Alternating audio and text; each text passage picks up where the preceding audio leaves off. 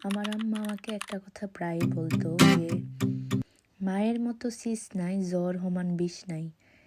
কথাটার মানে হচ্ছে আসলে যে মায়ের মতো এই পৃথিবীতে আর কোনো জিনিস নাই। মানে সিস মানে হচ্ছে কোনো জিনিস বুঝাইছে এখানে। আপনি কোনো রিপ্লেসমেন্ট পাবেন না এই জিনিসের। হাজার খারাপ করুক মা, হাজার কিছু বলুক, সে মা মাই। তার তার কখনো পরিবর্তন হয় না আসলে।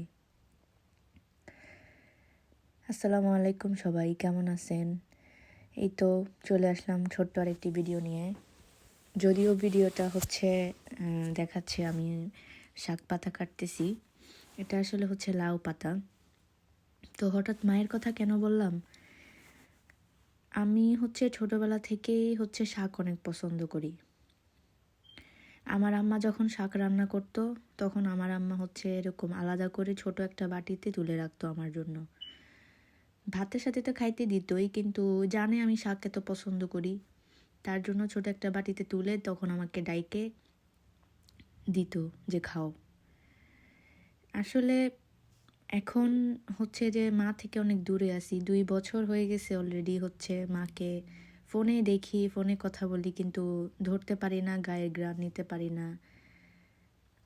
যখন এরকম শাক রান্না হয় বাসায়, তখন আমার মা হচ্ছে খাওয়ার সময় গিয়ে কান্নাকাটি করে যে আরে আমার মেয়ে শাক এত পছন্দ করতো, সে হচ্ছে ভাত দিয়ে তো খাইতো, খালিও অনেক খাইতো।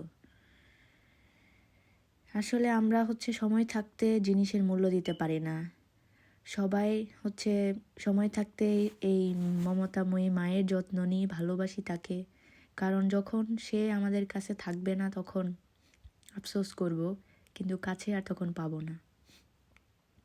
যাদের মা বেঁচে আছে তাদের হচ্ছে এখনই হচ্ছে গোল্ডেন টাইম, কিন্তু যখন হচ্ছে যে আল্লাহর কাছে চলে যাবে তখন আর আপনি হাজার চাইলেও তাকে ফেরাইতে পারবেন না। আপনার মন চাবে যে মায়ের একটু সেবা যত্ন করি, কিন্তু তখন আর আপনি পাবেন না সেই সুযোগ।